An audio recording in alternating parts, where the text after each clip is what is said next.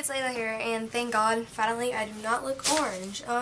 Today is LGBT Pride Day, and I'm so happy. Like, I can't even talk right now. I never celebrated an LGBT Pride Day. Today I went out, my arm is washed off now, but I wrote down #proud. And as you can see, I have my little rainbow back here, and I made a rainbow bracelet, and I have a rainbow flag on my door. So today is LGBT Pride Day, and I'm so happy. So yeah, I'll be talking about like how I first noticed and my coming out story. So here we go. So when I was really little, my mom used to tell me, like, I got like a little curious. I was like, Mom, what if a guy marries a guy, or what if a girl marries a girl? And she would tell me, those are called gay people, and they're going to go to hell. So, in kindergarten, I always approached girls. I never really approached guys. And, I even bought a girl a ring one day for kindergarten on the last day of school. So yeah, and in first grade, I had a teacher that was really beautiful and kind of liked her. And then I had her again for second grade, and she was even more beautiful, so I had a little crush on my teacher. Yeah, believe it or not, Miss Haney. So, then third grade came, and Mom told me that gays go to hell. So I tried to get a boyfriend. Of course, I didn't want to go to hell, so I'm like, oh my god, I need a boyfriend. So I got one. Yes, in third grade. Don't judge me. So, it wasn't really like a boyfriend. We didn't kiss, because I didn't want to kiss him. But, yeah, I had kind of a fake boyfriend, I don't know. But I didn't feel any connection. I didn't like him. I didn't want to kiss him. I didn't want to hold his hand. So then, you might just say because I was little, but like, fourth grade came, I had another beautiful teacher, Miss Ow Ow. Shout out to you. So, fifth grade came, and I moved to, well, half of fifth grade I was at my regular school, and I liked the girl. She was my best friend, and she still is, kind of. And, then I moved to, all the way to El Mirage, I think. And, there was a girl that I liked, but she was straight, so I didn't want to, like, ruin any friendship. So I just tried to get another boyfriend. There was this boy named Josh, and everyone liked him, so I tried to get him as my boyfriend, but I didn't like him at all. And, like, yeah, so then I moved from El Mirage in half of sixth grade, and then I went back to my old school that I moved to El Mirage from, and I lost my best friend from, like, not from telling her that I was, like, not from telling her that I was gay, but, like, she didn't care that I was gay. Most of my friends did, but she didn't, which I'm happy about. But then I told her that I liked her, or we came up with the nickname for her, and it was, well, I can't say it, but I would say, oh my god, this person is so beautiful, and this person I just want to hold. So then she found out who I was talking about, and she got really mad and started ignoring me, and like, she would talk about me and stuff. So, to be honest, I got like really down. I almost committed suicide. I was just getting bullied. People called me a faggot, and they called me lesbo and stuff. So I got picked up mostly by girls, but then the boys would be like, why don't you like boys? Why don't you like what we got? And then I'm like, well, I'm going for the same reason that you are, so just back off. So there's a lot of boys that gave me a lot of crap about it, but I just ignore it. And then since now I'm going to 7th grade and going back to my other school, which I'm kind of happy, kind of sad about, because I'm leaving my other friends at my other school, and I'm moving back to there, so kind of happy, kind of sad. So then, yeah, life was pretty tough, and I lost a lot of my friends. I only had one friend. His name was Devin, and Devin, if you're watching, thank you for everything. Like, dude, you've been there for me. Devin, when I was feeling really down and I felt like killing myself, Devin would help me with all my problems.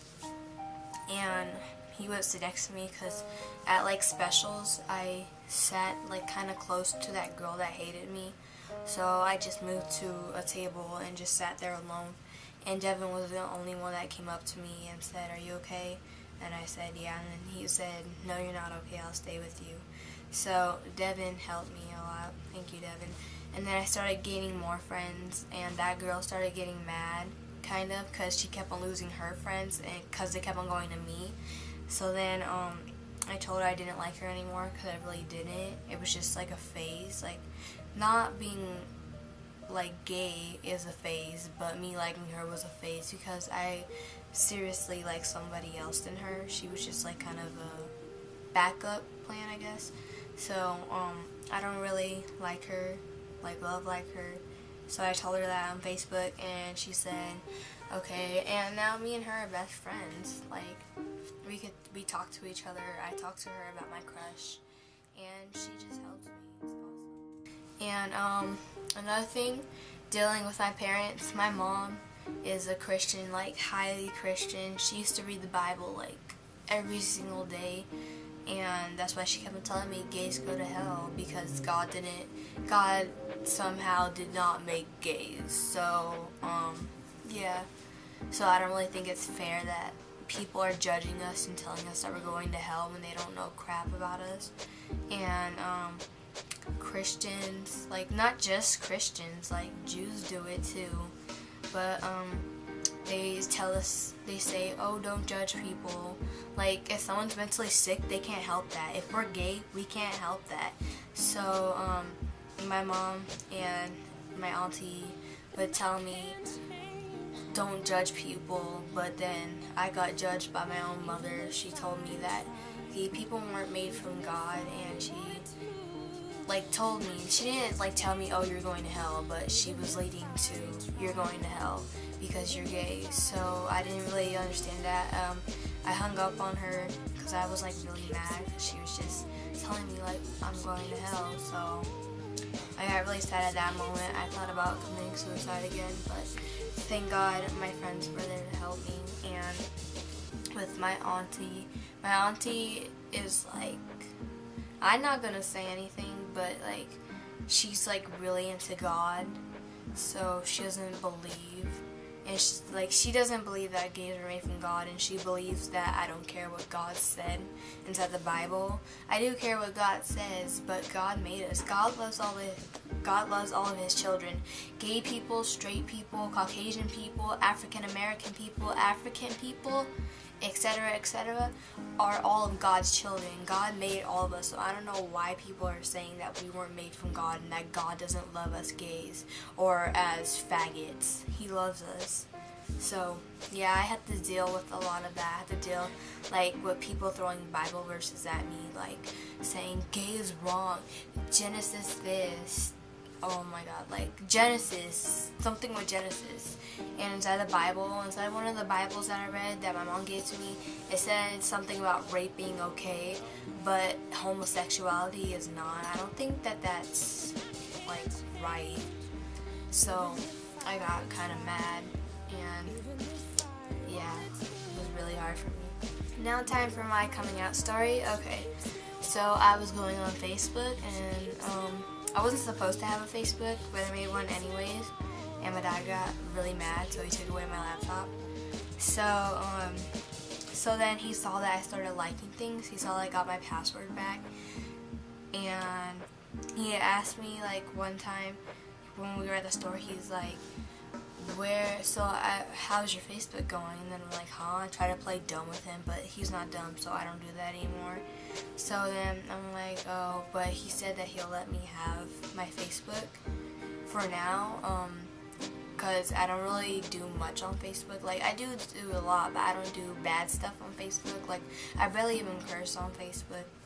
But, so one time he was checking through my computer as usual, and he saw that I deleted my history, and he thought that it was because of something else, but it was because I haven't told him yet, And the funny thing is, like, one of my second main supporters was my cousin, because I went to go visit my mom one time, and my cousin was like, you gotta tell your mom. And I'm like, tell my mom what? And then she was like, stud, girls.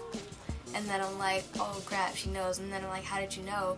And she said that she hacked into her daughter's account and found me. And she told my dad that I started posting stuff about girls being hot and stuff, and about being gay. So then my dad already knew, and my cousin told my mom before I could even tell my mom. So I got pretty mad at her, but it's over now. I actually thank her for doing that. But my cousin's like, you gotta tell your mom. And one time she pulled me out of her house, and she pulled my mom out, and then she was like, Layla, tell her now. And then my mom kept on avoiding it because she wanted me to grow up, get married to a guy, and have kids, but that's not gonna happen. Sorry. But so then she pulled me out, and then she's like, Layla, tell her now. I'm like, no. And she's like, Layla, tell her now. I'm like, and like both of us were avoiding it, so I never told her that time. And then I called my mom up about a month ago, and I told her, I was like, Mom, remember that thing that you were avoiding when Nikki was trying to get me to tell you something? She's like, yeah. And then I'm like, well, I like this girl. And then my mom just like paused me, and then that's when she said something about going to hell and that gays are wrong. So that was the time that I felt like killing myself, because not even my own mom could accept me. Like, my dad wanted me to get married and have kids, but he still accepts me for who I am. So I'm happy that I have him. Yeah, so back to the story. So he was checking through my laptop, and then he's all like, I'm gonna check your laptop. I'm like, okay. So then I was just like sitting down, and then he's all like, I'm gonna check it right now, go. And then I'm like, wait, I have to tell you something. And then he's like, no, tell me later. And then I'm like, no, I have to tell you now. So then I locked the door, and then I'm like, Dad, I really gotta tell you something. I've been wanting to tell you for like 5 years. And I just started crying. I'll tell you why I was crying later. Okay, so I was just like, Dad, I like girls. Like, I was like stuttering. I was like, I like girls. And then he said, I think I already knew that a long time ago. And then I was like, what? And then, yeah, he said, yeah. And then I said, that's why I was deleting my history. I didn't want you to know, because I thought that you were homophobic. But then I remembered that my auntie is gay, and a lot of my cousins on my mom's side of the family is gay. I don't get why they hate them, though. Like, they're their family. They can't help themselves. Just like drug addicts can't help themselves. Just like diseased people can't help themselves. So it's not different at all. The causes and, like, yeah, the causes might be different, but it's not different. So that's when I told him, and like my heart was just racing, and I was crying because I used to make fun of gay people. I used to, like, at public places, I would say, like, I would be like, oh, you're going to hell. Like, I would whisper that, and I just got really sad, and because I was actually making fun of myself the whole entire time. But then again, I really hurt them, and I apologize to all those people that I made fun of for being gay. Like, that's not something that you should make fun of. Like, okay, so there's something where you go through this stage, like right before you're about to come out, you start like making fun of gays. That's what I did. I made fun of my best friend Corey, and I apologize for that, because like, it's something like you're trying to deny it before you come out so that you don't have to go through this world of hell. But anyways, I made fun of him, and now me and him are friends again, because he understands, because he did it too. So then, one time at school, I started dressing like a guy, like a stud, because I'm not the femme in the relationship. I am the stud. I am, like, the stud. Yeah, I'm the stud. So I started dressing like a boy. People kept on questioning me. Why are you dressing like a boy? Why do you look like a boy? And I just couldn't tell them. I was just like, I'm bisexual, just to be on the safe side.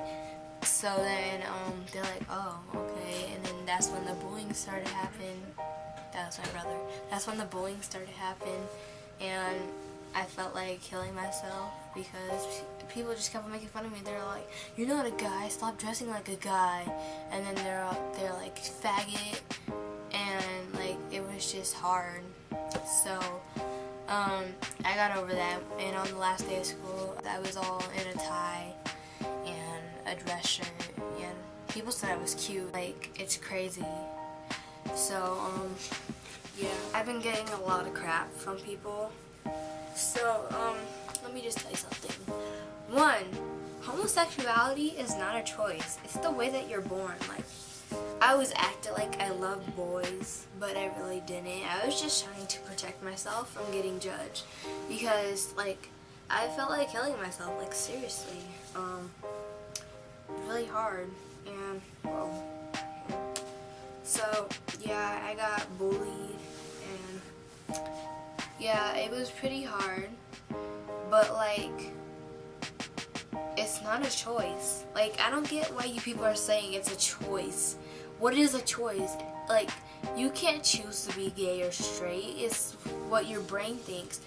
Like, my brain thinks or knows that I like girls. I never really liked boys. Like, it's not because of their junk or anything. I just don't like them.